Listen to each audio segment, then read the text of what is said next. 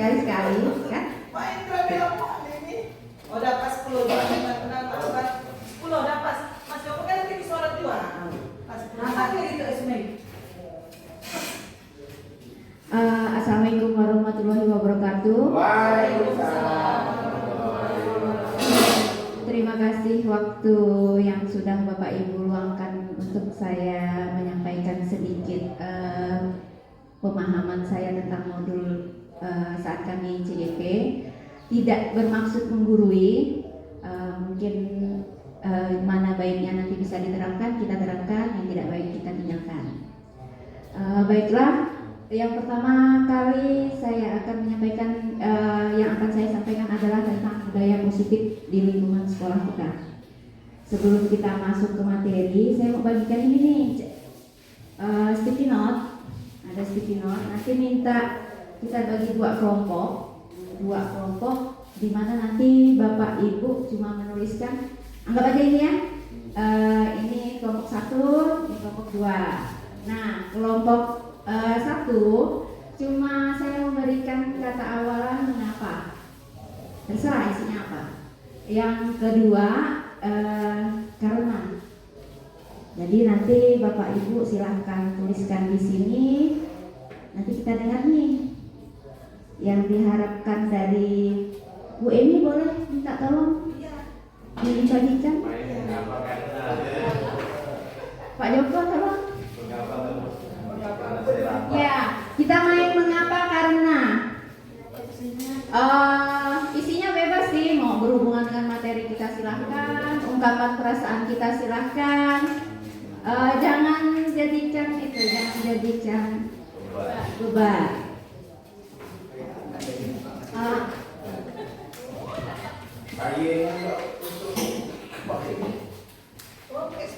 Iya, soalnya takut Bapak Ibu tak bawa pen.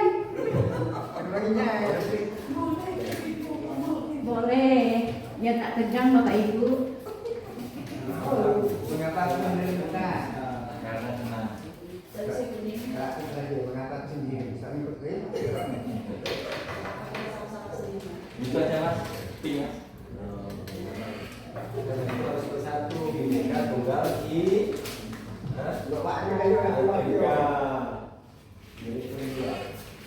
Siapa tahu misalnya mengapa saya harus duduk di sini, kan bisa kan? Nah, nanti karena kami diwajibkan. Nah, jadi itu hanya sekedar contoh aja. Jadi bebas Bapak Ibu mengungkapkan perasaannya.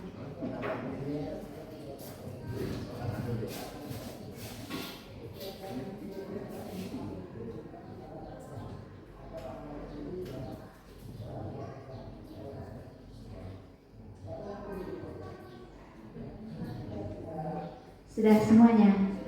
Sudah. Ketika saya panggil namanya, boleh membacakan apa yang dituliskan. Oh, belum kan?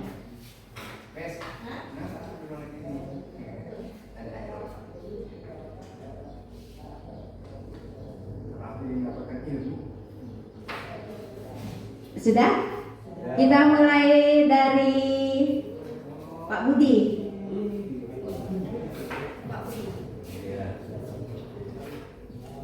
Langsung ya? Langsung aja. Mengapa sulit menghargai orang lain? Pak Tri, boleh dijawab? Karena senang. Karena senang. Bu Rosi. Mengapa seharian mendung tanda hujan? Karena saya perlu komitmen yang jelas. Pak Joko. Mengapa aku di ruangan ini? Bu Besti. Karena aku tetap sendiri. Karena untuk mengikuti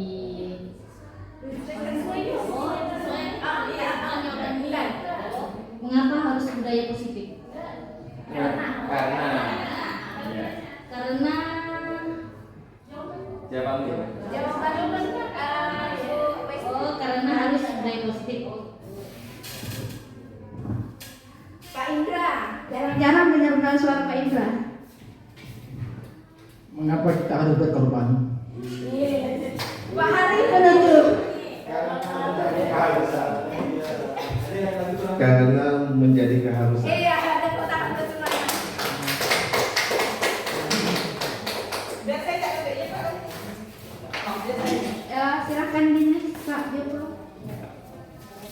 Jadi budaya positif adalah nilai-nilai keyakinan dan kebiasaan-kebiasaan di sekolah yang berpihak kepada murid agar murid dapat berkembang menjadi pribadi kritis, penuh hormat dan bertanggung jawab. Yang mau saya tanyakan, apakah di sekolah kita sudah mencerminkan budaya positif?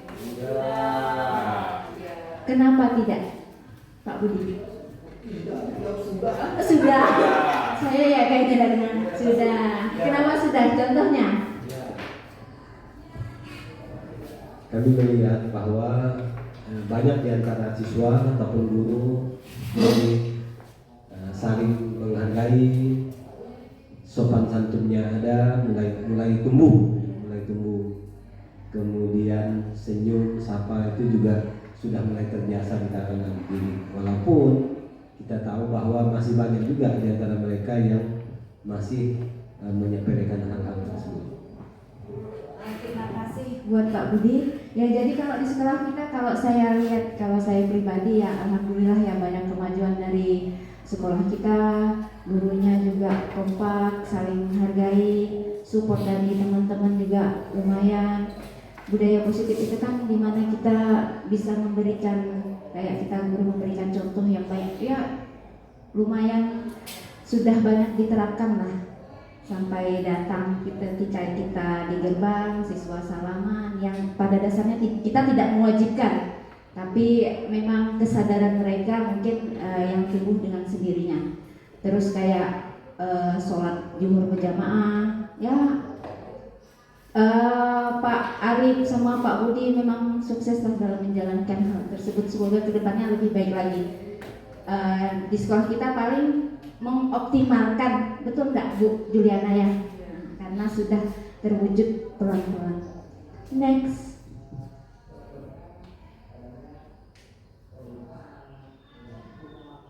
Jadi di sini teori kontrol menurut William Glasser ini untuk miskonsepsi antara stimulus dan respon. Jadi di mana sini guru mengontrol murid? Guru mengontrol murid maksudnya seperti apa tuh Pak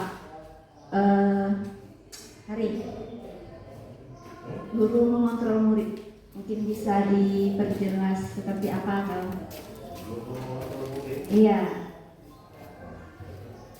Jadi kan ini kan ada miskonsepsi kalau zaman dulu kan stimulus respon gitu kan. Guru mengontrol murid mungkin lebih ke gini. Kita kan patokan kita tadi disiplin ya. Disiplin berarti lebih ke pakaian, aturan, ya. Terus apa lagi? Pakaian, aturan. Jadi biasa ketika siswa tidak bajunya tidak masuk, otomatis tidak disiplin. Apakah ia dikatakan tidak disiplin? Nah, ketika siswa tidak bajunya keluar nih, apa yang kita lakukan biasa? Menegur. Pernahkah kita selain menegur? Pernah menasehati. Menasehati, ya. Karena di sekolah kita hampir sudah menerapkan ya Bu Emi ya. Jadi yang hampir jarang lah kita yang siswa tidak masuk bajunya dihukum, tidak seperti itu. Kita lebih sering ke mengingatkan, menegur, menasehati. Jadi guru mengontrol murid ini maksudnya di sini kalau zaman dulu kan biasa hukuman kan. Hukuman itu ketika memberikan hukuman anak taunya patuh, apa yang dimau gurunya kalau dulu kan. Nah, terus anak melaksanakan apa yang dimau guru. Nah, itu karena tadi guru sebenarnya kalau kontrol diri itu kan kita yang menentukan, betul enggak? Ketika kita tidak terima dikontrol orang, maka timbul protes. Nah, ketika guru menegur atau menghukum, ketika menghukum otomatis teori kontrol di sini maksudnya guru siswa patuh karena memberikan kebebasan guru mengontrolnya. Gitu.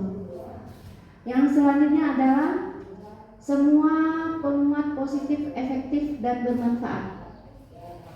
Terus ada orang dewasa memiliki hak untuk memaksa. Yang terakhir itu kritik membuat orang bersalah dapat menguatkan karakter. Jadi yang seperti ini kan yang kurang-kurang baik di teori kontrol. Next.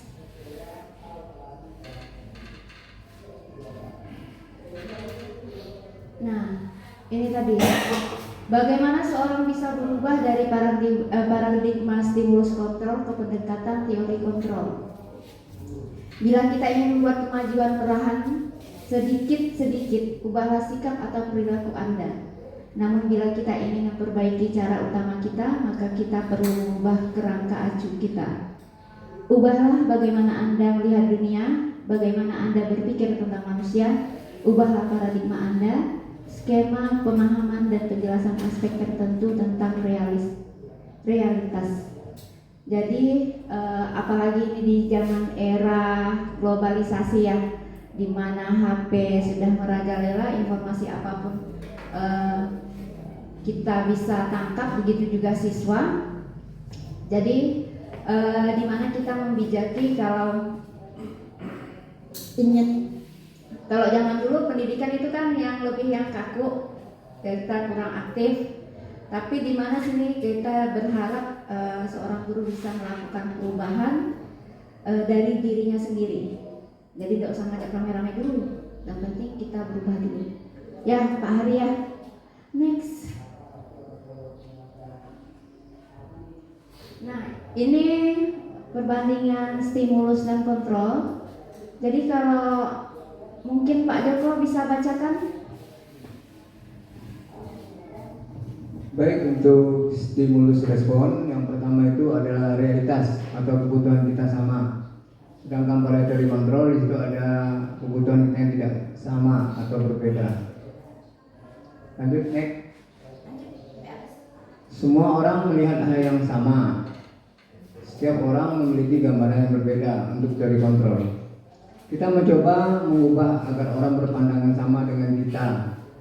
Pada teori kontrolnya kita berusaha memahami pandangan orang lain tentang dunia. Stimulus respon, perilaku buruk dilihat sebagai suatu kesalahan, sedangkan pada teori kontrol semua perilaku memiliki tujuan. Orang lain bisa mengontrol saya. Pada teori kontrol hanya Anda yang bisa mengontrol diri Anda. Saya bisa mengontrol orang lain, Anda tidak bisa mengontrol orang lain. Pemaksaan ada pada saat kedudukan gagal. Pada teori kontrolnya, kolaborasi dan konsensus menciptakan pilihan-pilihan baru. Yang terakhir, model berpikir menang atau kalah, sedangkan pada teori kontrolnya model berpikir menang-menang. Nah ini gambaran untuk teori. Jadi di stimulus respon dan teori kontrol, kalau saya simpulkan lah ya, ini nih kurang baiknya, ini yang agak baiknya, betul nggak Bu Juliana? Jadi pada dasarnya kan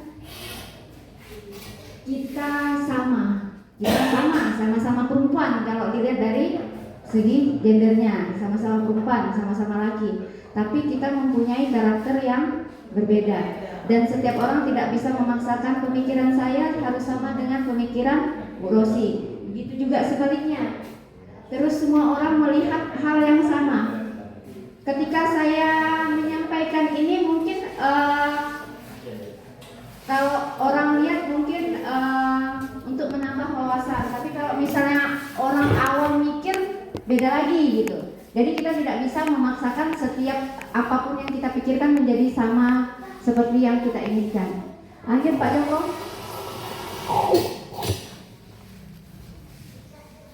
Nah, dari hal uraian tadi, jadi disiplin yang dimaksud ini adalah bagaimana kita mendisiplinkan diri sebelum kita mendisiplinkan orang lain. Nah, ketika kita mendisiplinkan diri, otomatis itu harus dari dalam diri kita sendiri.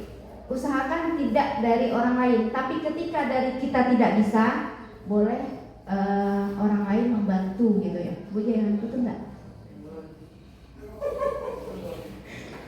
Lanjut Pak Joko.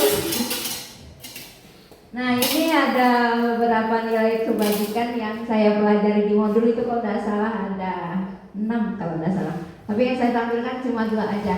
Karena kita fokus ke kita kurikulum merdeka, jadi kita fokus ke profil pelajar Pancasila. Jadi ini boleh-boleh aja sih dipakai. Jadi nilai-nilai kebajikan yang bisa kita pakai itu kayak beriman dan bertakwa. Itu saya rasa sudah sangat bagus diterapkan di tempat kita, seperti sholat zuhur berjamaah, pulang sebelum belajar kita selalu baca doa kan. Mandiri, anak kita sangat mandiri. Dari apapun dia mandiri, sampai kreativitas juga mandiri. Nah, terus bernalar kritis. Kalau ini bernalar kritis mungkin kita masih proses ya, karena tingkat kemampuan siswa itu berbeda. Ketika berbeda, kita tidak bisa memaksakan kalau dalam satu kelas anak itu harus punya pemahaman yang sama. Jadi kalau mau belajar kritis, bernalar kritis ini memang perlu diasah betul-betul. Tapi bukan berarti tidak ada di dalam kelas kita yang bernalar kritis. Ada, cuma mungkin perlu ditingkatkan lagi gitu. Terus berkebinekaan global. Kita dari banyak suku. Madura ada, Daya ada, Bugis ada, lengkaplah di sekolah kita. Dan kebetulan kalau di sekolah kita yang seperti ini saling menghormati, saling menghargai, dan rasanya tidak ada yang main suku ya, main suku. Terus bergotong royong, alhamdulillah program kita di sekolah ada ya Bu Rosia. Iya, kita biasa ada Jumat bersih. Kreatif itu untuk kreatif di tiap mapel itu saya lihat memang lumayan cukup kreatif guru-gurunya untuk membuat siswa menghasilkan suatu karya. Jadi nilai kebajikan yang kita pakai di kebetulan kita kurikulum merdeka ya, kita menerapkan profil pelajar Pancasila. Lanjut. Nah, teori, motivasi, hukuman, penghargaan, dan restitusi. Mungkin Bu Emi boleh bagikan kertas lagi sambil saya istirahat sebentar.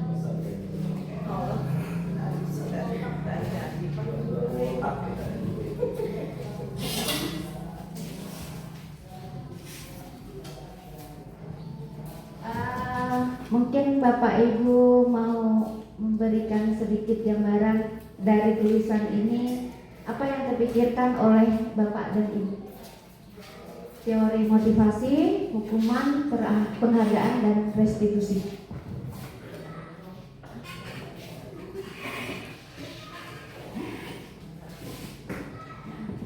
Kita pemahaman awal dulu. Menurut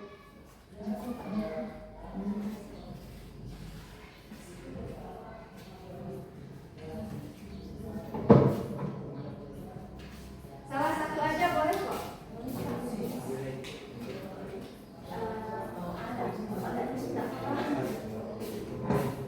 Boleh salah satu aja, misalnya motivasi itu apa, hukuman atau apa, penghargaan atau restitusi.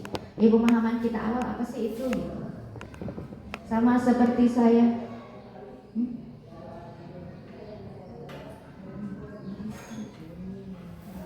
Maksudnya pemahaman tentang motivasi, Sebelum hukuman, penghargaan, dan restitusi. Penghargaan dengan restitusi kan beda ya? Beda. Nah, dari motivasi, hukuman, mungkin boleh ditempel di depan aja.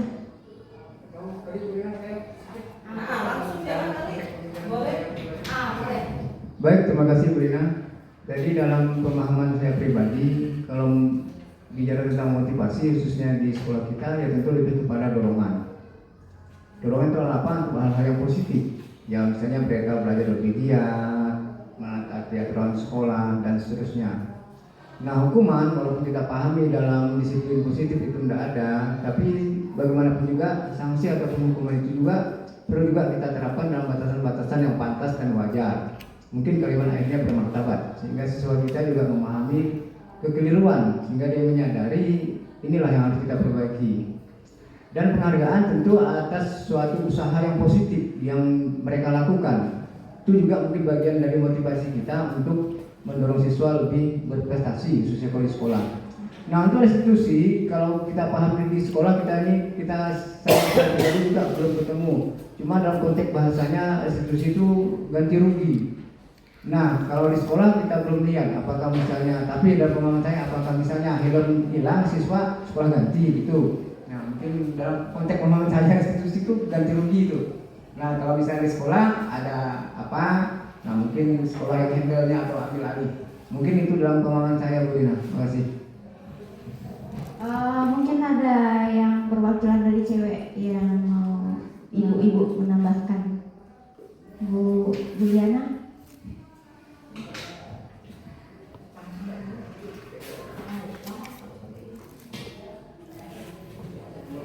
Motivasi, hukuman, penghargaan, dan restitusi.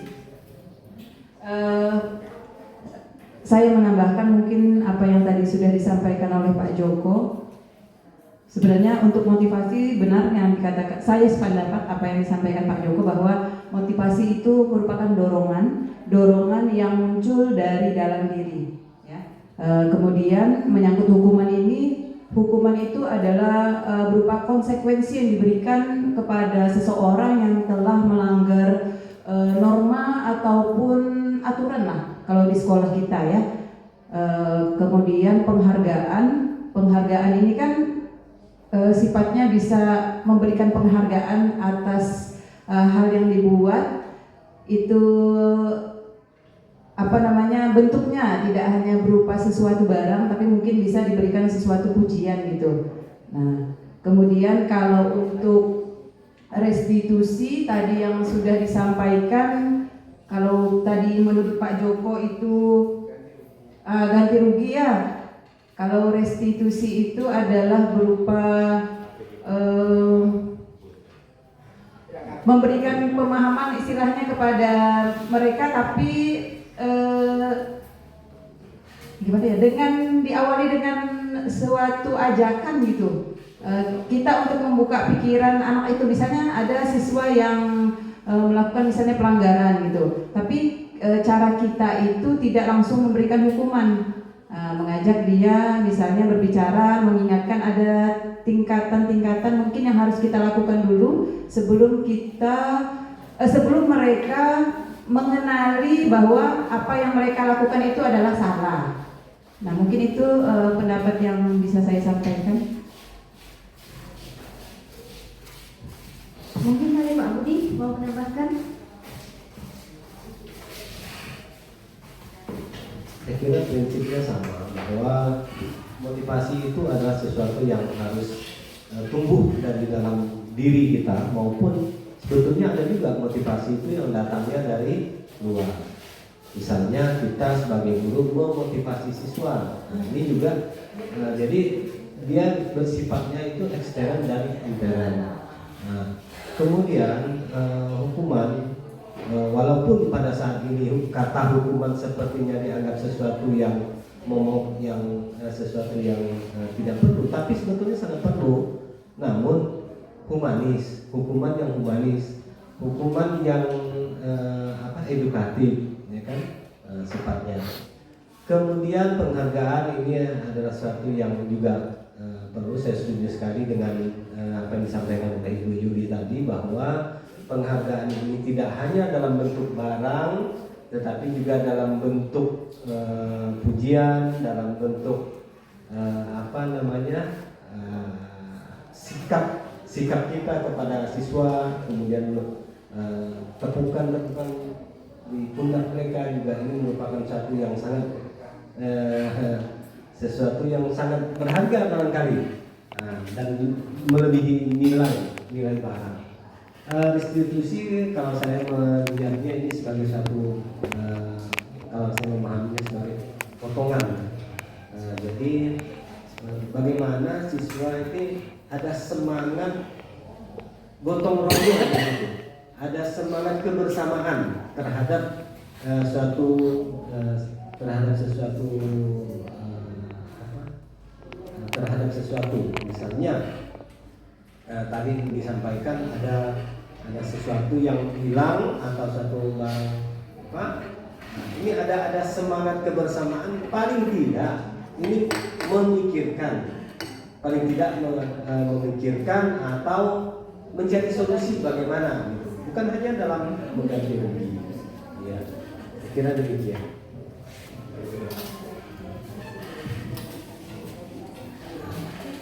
Terima kasih Bu. Saya menambahkan, tadi kata Pak Joko kan ganti rugi. Jadi kita ambil konteks ini dalam sekolah kita. Jadi kan pasti ya, setiap siswa itu kita juga tidak sempurna ya. Ada kesalahan, ada kelalaian. Nah, tadi kan kita ada ganti rugi. Maksudnya gini, jadi ketika siswa itu membuat kesalahan-kesalahan, kita berupaya memperbaiki dia supaya bisa kembali lagi ke asal lagi. Dan dia bisa bergabung dengan sekolah lainnya. Karena Pak, siapa tahu ada sesuatu yang mungkin berbuat kesalahan, minder, kemudian takut dan seterusnya. Nah, jadi kalau siswa ada kesalahan itu, setelah nanti kita proses dia supaya lebih bagus ke depannya, kita kembalikan lagi ke tempat masing-masing, sehingga dia bisa terus berbiasa. Terima kasih. Terima kasih buat semuanya sudah mewakili apa yang ada di dalam sini yang akan saya sampaikan. Kita next, jadi nanti yang akan dibahas ya seperti tadi, motivasi, penghargaan, terus hukuman dan restitusi yang terakhir. Jadi menurut Bian Gozen mengatakan ada 3 motivasi perilaku manusia. Jadi ketika siswa melakukan sesuatu itu ada 3 perilaku yang memotivasi mereka.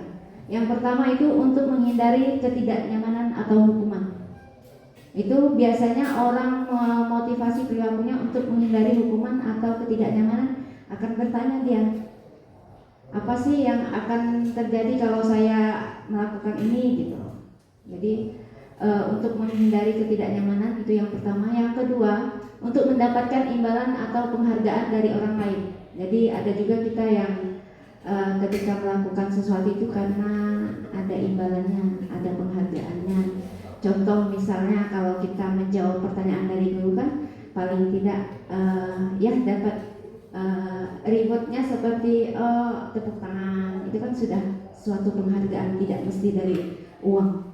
Terus untuk menjadi orang yang mereka inginkan dan menghargai diri sendiri dengan nilai-nilai yang mereka percaya, ini yang ke restitusinya. Jadi mereka melakukan sesuatu karena nilai-nilai yang mereka yakini dan dihargai, dan mereka melakukan karena mereka ingin menjadi orang yang melakukan nilai-nilai yang mereka yakini tersebut. Nah, kalau ini sifatnya eksternal. Kalau ini sama, ini eksternal juga. Kalau ini internal, gitu. Jadi dari dalam diri kita. Alangkah baiknya kita ketika kita melakukan itu ya yang paling ujung tuh paling bagus lah, paling bagus.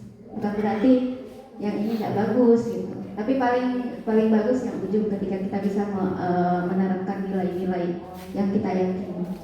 Lanjut. Nah, di sini ada identitas gagal, identitas sukses. Jadi kalau hukuman itu lebih dikatakan identitas gagal. Jadi kalau di hukuman itu ada sesuatu yang menyakitkan harus terjadi, karena kan kalau hukuman itu lebih ke biasa siswa yang rugi.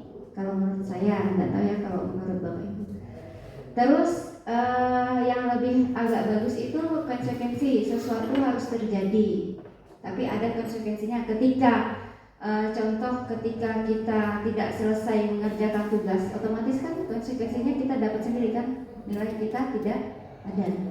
Terus restitusi itu merupakan pilihan, jadi kerjakan atau tidak, mau dapat nilai atau tidak, itu pilihan. Yang selanjutnya tidak nyaman untuk murid untuk jangka waktu panjang. Kalau konsekuensi itu tidak nyaman untuk murid namun jangkanya pendek. Kalau restitusinya lebih ke penguatan dalam bentuk jangka panjang. Jadi ketika sukses kita menjalankan restitusi itu efeknya nanti jangka panjang. Terus korban mendapatkan keadilan kalau hukuman, ya. Terus kalau konsekuensi korban bisa diabaikan. Kalau restitusinya korban mendapat ganti. Yang selanjutnya murid akan tersakiti. Kalau konsekuensi murid belum Pak Joko.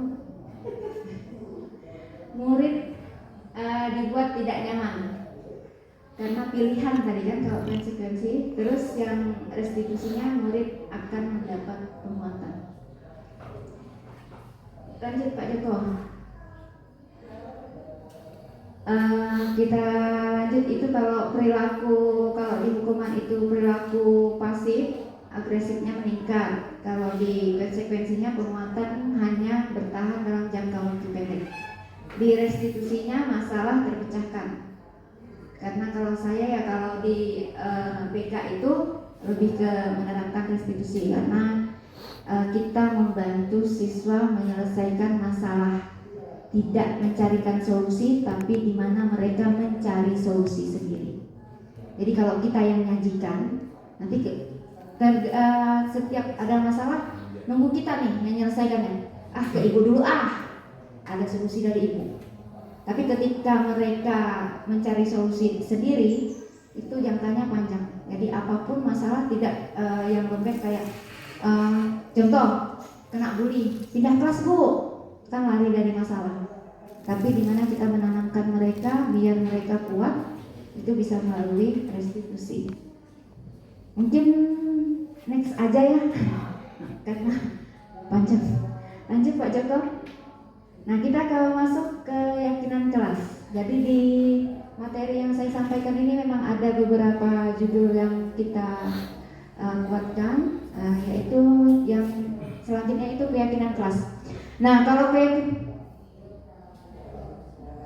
keyakinan kelas itu saya pernah lihat Bu Yuliana ya. Bu Yuliana kebetulan pas lewat, saya mau ngajar ke anak kelas 10 dan saya lihat Bu Juliana udah menerapkan keyakinan kelas di kelasnya. Dan kebetulan saya juga walaupun saya bukan wali kelas, saya menerapkan keyakinan kelas di kelas saya. Jadi saya pikir keyakinan kelas itu bagus untuk diterapkan di sekolah. Mungkin Bu Patia bisa, mungkin kalau gambaran menurut Bu Patia keyakinan kelas apa sih gitu sebelum kita masuk nih.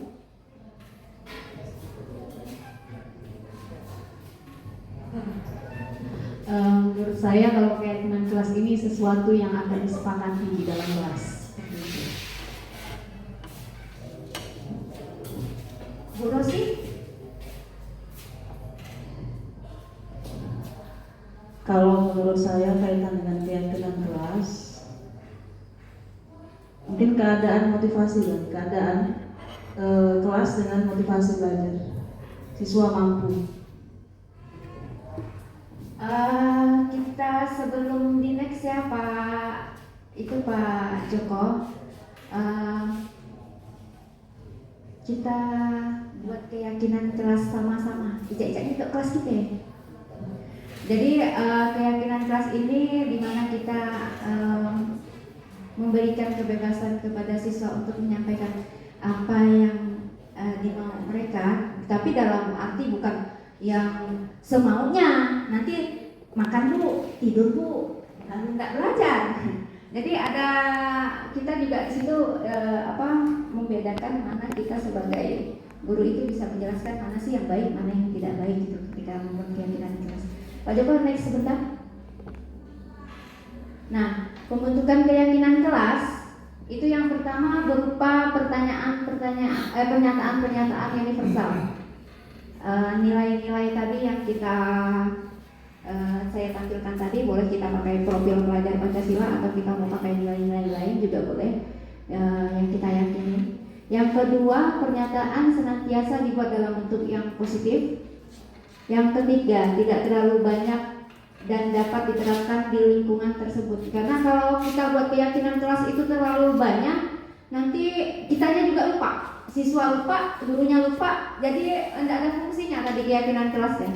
Walaupun cuma 3 atau 4, Tapi ingat semua, insya Allah di kegiatan belajar kita juga lebih terarah.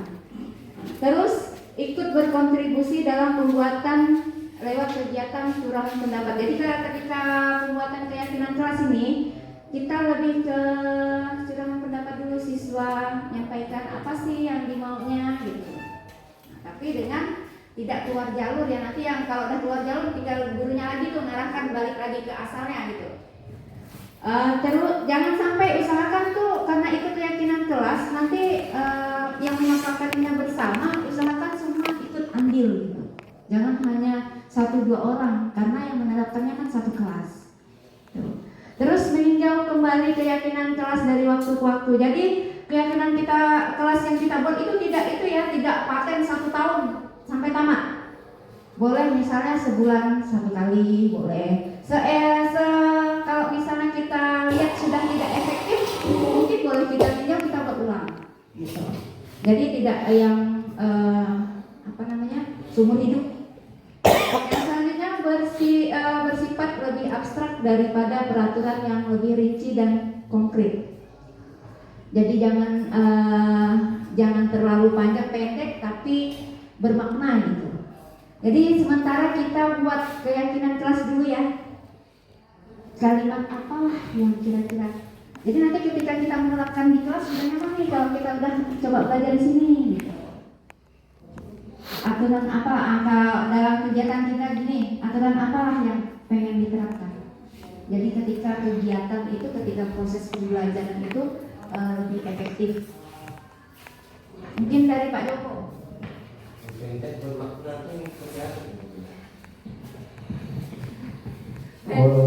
Mungkin boleh terlambat membuka tugas kali Bu? Terlambat mengumpulkan tugas. Ya itu sih boleh-boleh aja. Mungkin yang lain saya tulis ya. Kan ungkapan perasaan kita kan? Iya.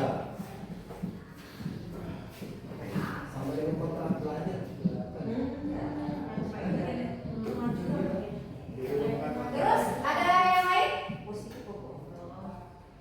Bu Rosi. Yang lebih disiplin. Disiplin dalam Tepat waktu. disiplin waktu. Terus Pak Hari mungkin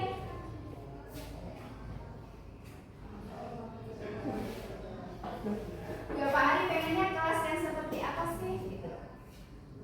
Kalau saya kan gini nih, saya pengen kelas yang menyenangkan. Jadi ketika belajar itu ya senang, saya senang, siswa senang gitu. Waktu belajar HP dikumpulkan. HP dikumpulkan.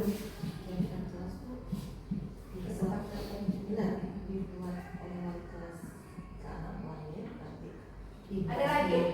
Mungkin itu Bu Westi. Bu Westi pengen apa sih ketika di kelas Bu Westi?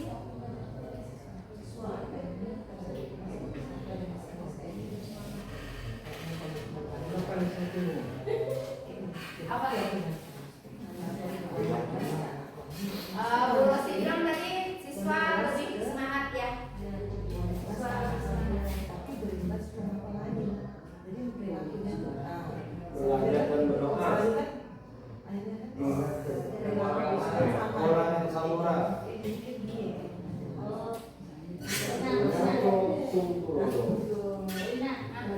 Harus saling menghargai manusia. Ya, itu yang utama ya.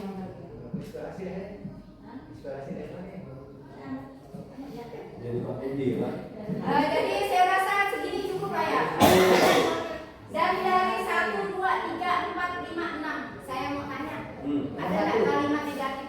Nomor 1. Bagaimana kita merubah kalimat negatif ini menjadi positif? Mengumpulkan tugas tepat waktu.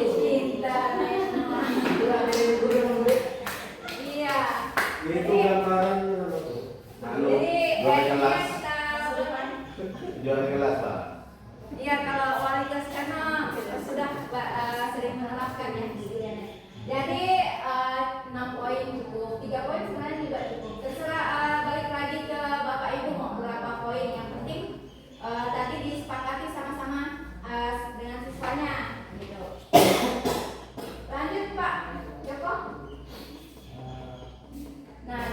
prosedur pembuatan.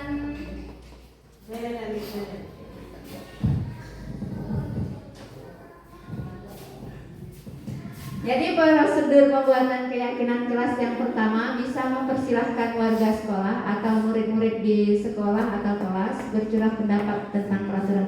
Jadi sebenarnya kalau kita kan kalau zaman dulu lebih namanya ke peraturan, iya peraturan. Jadi ada sedikit penekanan, sedikit pemaksaan.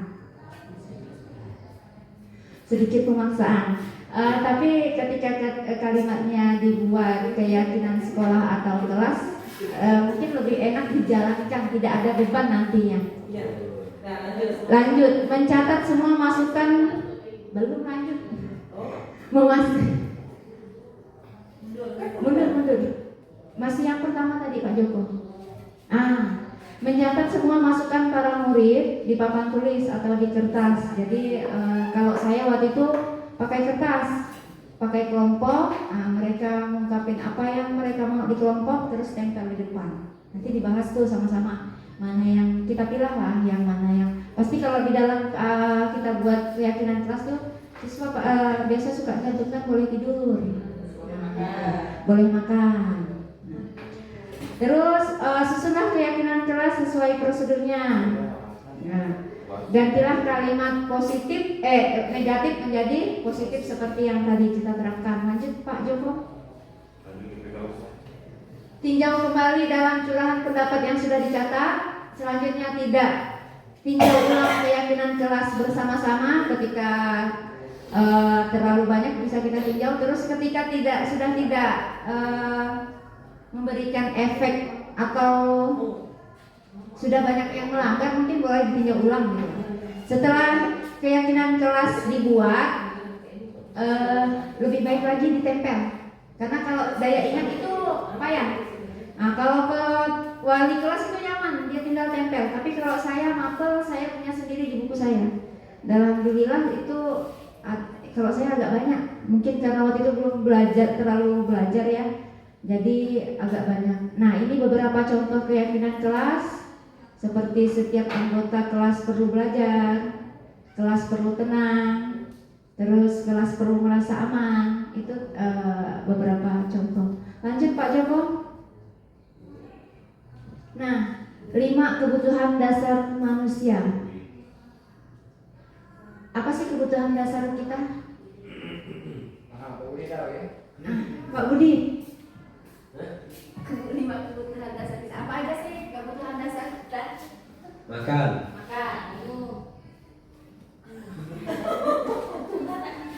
Lima, 1 makan. 2 hidup. 3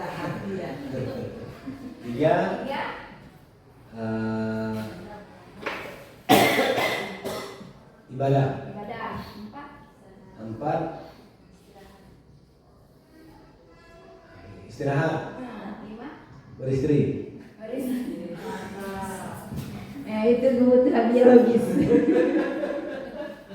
Ya enggak salah sih. Ya setiap orang kan punya sudut pandang yang berbeda kan ya. Jadi saya menghargai apa yang diucapkan yang disampaikan Pak Budi, karena itu juga kebutuhan hidup menurut Pak Budi ya. Jadi ada 5 kebutuhan manusia yang iya, beristri juga kasih sayang kan? Iya.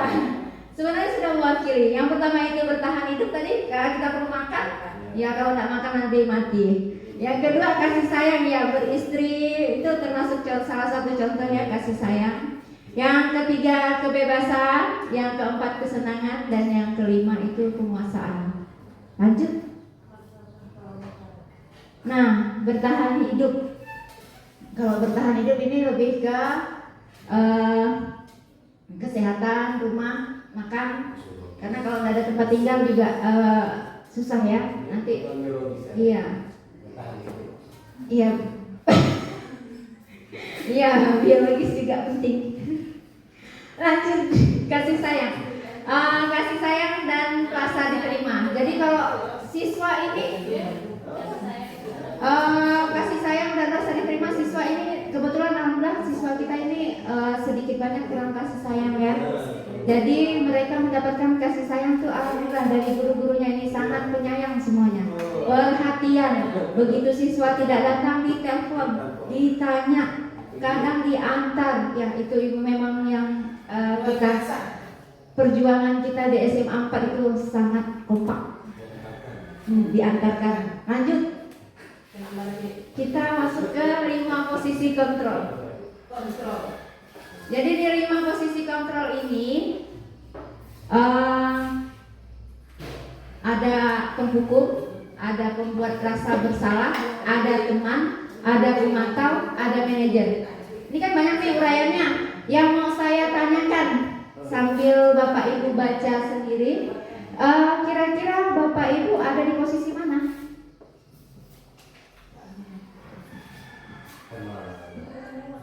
Yang tadi Pak Joko. Sebagai pembuka, sebagai pembuat orang merasa bersalah, teman, pemantau, manajer. Ketika mahasiswa melakukan kesalahan, Bapak Ibu berada di posisi iya. Kalau misalnya anak melakukan kesalahan, Bapak berada di posisi apa sih? Menghukum, membuat orang merasa bersalah, teman, pemantau. Sebagai teman, saya sebagai teman. Ya, sebagai teman.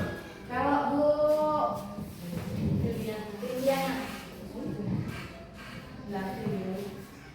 Kalau saya sebagai manajer. Kalau Bu Emi, suaranya nyaring, Bu Emi nggak perlu pakai mic. sama Pak saya sih sebagai manajer Pak. Iya. Alhamdulillah kita di sekolah ini hampir semua kita sebagai manajer. Mungkin kadang kita tidak menyadari kalau kita sudah sebagai manajer. Itu nggak Bu Juliana? Iya.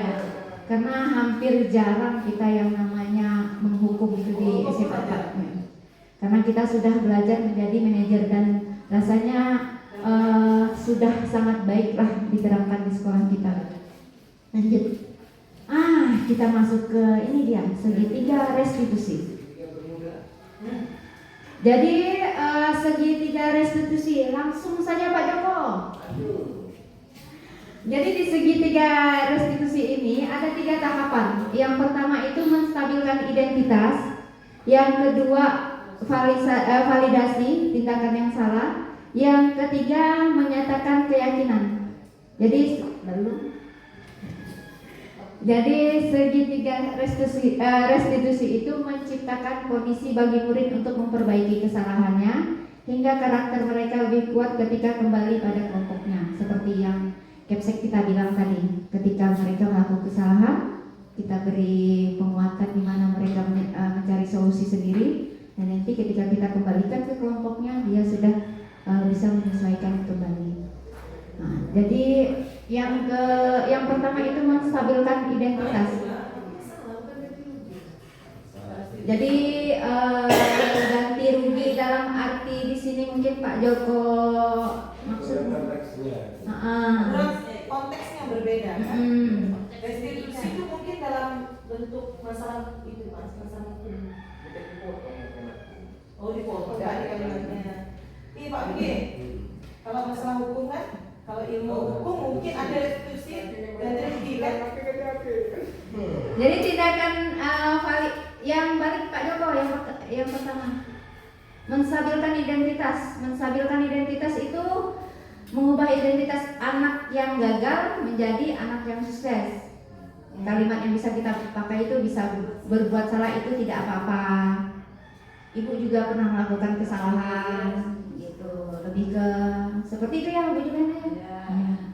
Lalu validasi tindakan yang salah. Setiap tindakan kita dilakukan dengan tujuan untuk memenuhi tadi tuh. Kalau siswa melakukan kesalahan itu kan kayak terlambat ke sekolah itu, kebutuhan dasar apa sih yang tidak terpenuhi? Kalau menurut Pak Joko?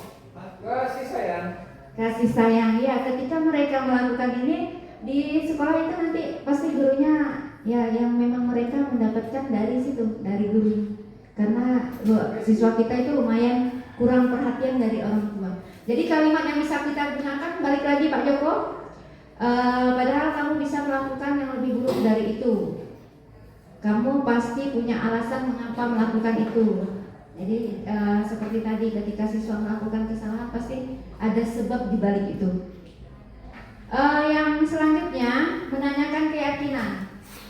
Ini yang langkah terakhir.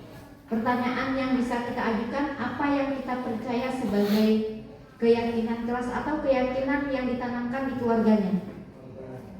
Jadi ketika siswa menyelesaikan masalah, ketika mereka memutuskan apa yang akan dilakukannya, itu kalau tidak dari nilai-nilai yang ditanamkan keluarga, ya nilai-nilai yang ditanamkan sekolah biasa dipakainya juga. Gitu.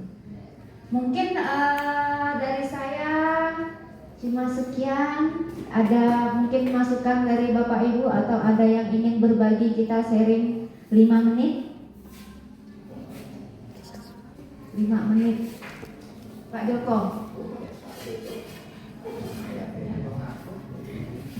Baik, terima kasih Bu Ina ya atas berbagai informasi terkait dengan disiplin positif yang kita dapatkan pada hari ini. Cuma mungkin ada sesuatu yang mungkin mengganjal ya di dalam benak pikiran saya pribadi terkait dengan disiplin positif ini. Tadi kita sama-sama sudah menampilkan beberapa slide. Slide yang pertama saya lebih tertarik kepada situ ada hukuman, di situ ada konsekuensi, dan di situ ada restitusi.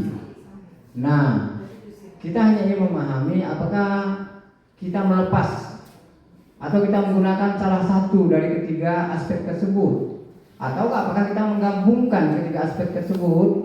Karena bagaimanapun juga yang namanya hukuman tanda kutip yang sekarang mungkin tahu kita dengar, itu kan suatu warna yang mungkin juga mewarnai kehidupan kita. Tadi kita tidak ada sempurna tuh, ada beberapa kalimat yang kita baca tadi, suatu pernyataan.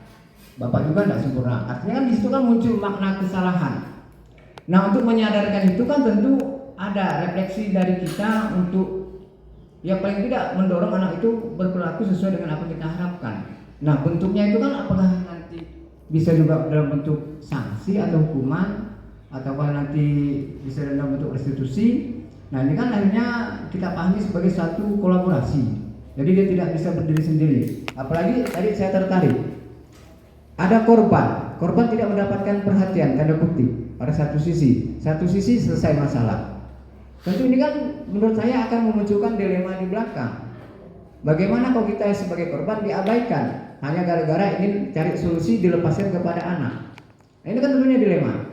Apalagi di konteks tadi kita juga ada memahami bahwa kita ini sebagai seorang manajer, kita orang dewasa yang bisa memaksakan dari nasi tadi. Nah, jadi ini mungkin ruang yang ingin saya sampaikan kepada Bu Dina terkait dengan disiplin positif ya. Kalau mungkin nanti ada tanggapan, ada saran apapun ya silakanlah sehingga kita bisa memahami apakah ketiga aspek itu menjadi sesuatu yang saling terkait atau hanya berdiri sendiri. Makasih Bu Dina. Ada 3 aspeknya tadi, restitusi, Hukuman, hukuman, hukuman. Yuk buka lagi slide-nya. Bukan mungkin Bu Juliana mau mencoba membantu. Apakah ada dalam kita menerapkan disiplin positif itu kan ada kita membahas hukuman, konsekuensi, restitusi. Itu apakah hanya bisa berdiri sendiri atau dikolaborasikan atau seperti Yang apa awal itu? tuh Pak Bu, yang penghargaan, sanksi, restitusi. Yang dia. Kalau hukuman itu memang seharusnya tidak kita terapkan lagi Pak di sekolah. Kemudian kalau restitusi sebenarnya itu yang kita harapkan ketika siswa menghadapi masalah ataupun istilahnya melanggar norma yang ditetapkan oleh sekolah, maka kita lakukan tadi menyadarkan dia, tetapi dengan menggali istilahnya apa sih yang akan dia sendiri lakukan. Mungkin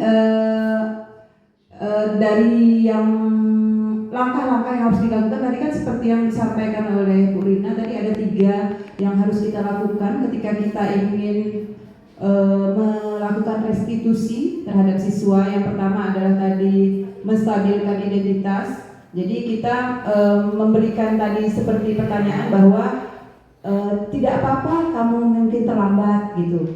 Nah, jadi kita stabilkan dulu identitasnya. Atau ibu juga pernah terlambat kemarin. Nah, kemudian dari situ ketika mereka sudah menyadari, kemudian baru kita menanyakan dia apa yang penting ini, apa yang akan kamu lakukan misalnya agar kamu nanti tidak akan terlambat. Nah, kita menanyakan seperti itu kepada dia. Apa sih yang harus kamu lakukan agar kamu nanti datang ke sekolah tidak terlambat? Kemudian jika terlambat, apa yang nanti akan kamu dapatkan atau konsekuensi dari tadi yang dia langgar gitu maksudnya. Jadi mungkin di dalam restitusi itu ada konsekuensi, tapi konsekuensi itu dia sendiri yang memberikan, bukan dari kitanya sebagai guru itu. Mungkin seperti itu, Pak. Mungkin sedikit dari saya. Sedikit dari saya ya Pak Joko, kebetulan kalau saya di bidang BK gini. Kalau dari ini, tabel yang ini sudah pasti kalau ini kan yang gagal, sebaiknya yang gagal tidak dilakukan. Ini lebih baik sedikit dari yang ini. Alangkah baiknya kita memakai restitusi. Dan kenapa saya lebih ke restitusi?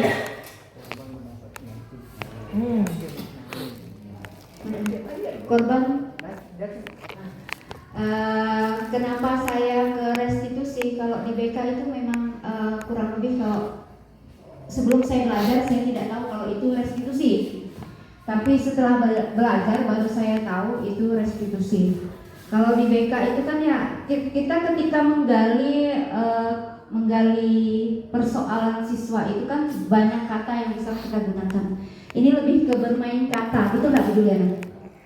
Lebih ke bermain kata. Kenapa saya bilang restitusi lebih baik? Bukan berarti konsekuensi juga tidak dilakukan. Tapi kalau menurut saya pribadi, restitusi itulah yang merupakan langkah terbaik karena di situ ada tahapan. Yang pertama itu menstabilkan identitas. Ketika identitas siswa tidak stabil, tidak mudah kita menggali permasalahan siswa. Tidak bisa kita menggali apa sih yang masalah siswa yang perlu kita atasi. Menstabilkan identitas. Menstabilkan identitas ini seperti ini Pak Bu Emi, kalimat ini kan contoh kalimat kalau dari modul yang kami pelajari itu kan seperti ibu juga pernah melakukan kesalahan ini. Sebenarnya itu Bang membuat siswa itu nyaman ketika dia mengungkapkan permasalahannya. Ketika kalau anak melakukan kesalahan itu kalau kita fokus kesalahan anak aja, kayaknya aku ini nggak pernah benar loh, gitu. Kalau saya, nah, jadi ketika membuat nyaman itulah bagi saya menstabilkan identitas. Nah, memvalidasi tindakan mana yang benar, mana yang salah kita bisa tekankan ke siswa. Dan ujungan akhirnya adalah tadi itu solusi itu memang siswa kalau diberikan, tidak guru. Ketika guru memberikan solusi, sampai kapan kita akan memberikan solusi? Mati kita mati, dia tidak punya jalan untuk menyelesaikan masalahnya. Dan solusi mereka selalu lari dari masalah. Kita mengajarkan mereka bertanggung jawab atas keputusan yang mereka pilih. Nah, tadi apa yang mereka tentukan tadi, yang misalnya mereka mau seperti apa mereka ke depannya, itu yang mereka jalani, itu keputusan mereka, karena yang menjalankan semua kan kita, diri kita, bukan orang lain. Jadi yang paling tahu kita. Jadi kalau menurut saya, nah, mungkin Pak Joko korban. Nah, korban bagaimana tuh? Artinya kan kalau kita berbicara tentang restitusi kembali itu kepada anak, tentu menurut saya akan muncul persoalan lain. Karena bagaimanapun juga tanda kutip yang namanya siswa itu kan dalam proses menjadi dirian mereka dengan segala persoalan mereka, dengan kehidupan mereka, dunia mereka. Apakah justru ini dengan kita memberikan keongkaran kepada mereka, kita paham pada satu sisi, kita juga paham di situ anak belajar bertanggung jawab, kita paham, kita ngerti di situ. Cuma kan apakah kita akan menggunakan konsep ini mentok di restitusi tanpa kita juga mengkaji aspek lain, sehingga menurut saya juga tidak langsung merta-merta anak langsung jadi plek, nanti langsung simsalabim, langsung jadi. Itu proses nih Bu. Mungkin gini ya Pak Joko ya, gini, saya cocok restitusi nih, Pak Joko belum tentu cocok restitusi. Mana baiknya yang Bapak Ibu rasa baik menjalankannya, silahkan. Tapi ketika tadi kalau hukuman mungkin tidak perlulah kita terangkan konsekuensi, kalau mau digabungkan silahkan aja kalau saya ya. Karena balik lagi yang menerangkan kan kita. Nah, terus yang perlu kalau saya sih, kalau saya karena di BK ini anak itu kan ada zaman-zamannya ya. Zaman X, zaman Y, zaman Z. Nah, pokoknya itu ada rentang tahun berapa dia lahir. Nah, sekarang coba kita patokan ke diri kita. Dulu kita dihukum, di plaza, dibembaknya orang. Maang tak datang ke sekolah. Tapi ketika kita terapkan di sekolah, karena ini anak zaman itu Z, itu beda lagi proses perlakuan. Jadi kita kalau di BK itu kita belajar itu juga. Jadi tidak bisa kita yang seperti itu. Gini, balik lagi ke saya bisa menerapkan restitusi. Mungkin tidak bagi saya. Mungkin Bapak Ibu nilainya Bu Rina masih campur juga kok dengan konsekuensi. Itu kan tergantung sudut pandang orang masing-masing ya. Tapi bagi saya mencoba menerapkan restitusi gitu. Mana baiknya aja. Kalau konsekuensi juga bagus, bukan berarti tidak bagus. Bagus kok. Cuma lebih baik lagi ketika kita melakukan restitusi.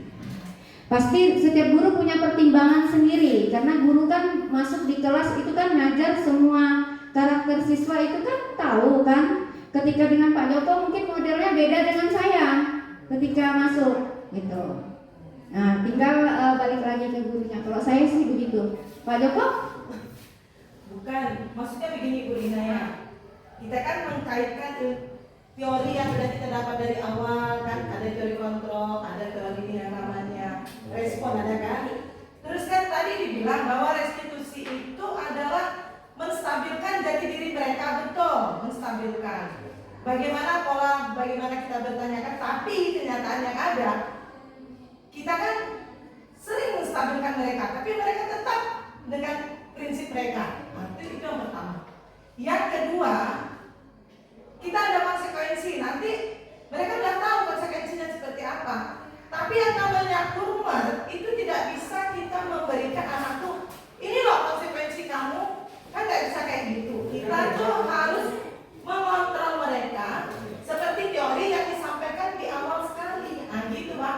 Maksudnya restitusi yang akan kita lakukan treatment ke anak minimal sesuai dengan teori kontrol yang sudah kita bahas di pertama. Maksud kami dengan Pak Joko itu seperti itu. Jadi ilmu yang kita dapatkan bisa kita terapkan, gitu Pak. Maksudnya untuk mencari solusi. Maksud Pak Joko kayak gitu Pak. Memang sih treatment dari semua guru itu beda-beda. Tapi kan kita mencari solusi untuk diselesaikan bersama dan treatment bersama.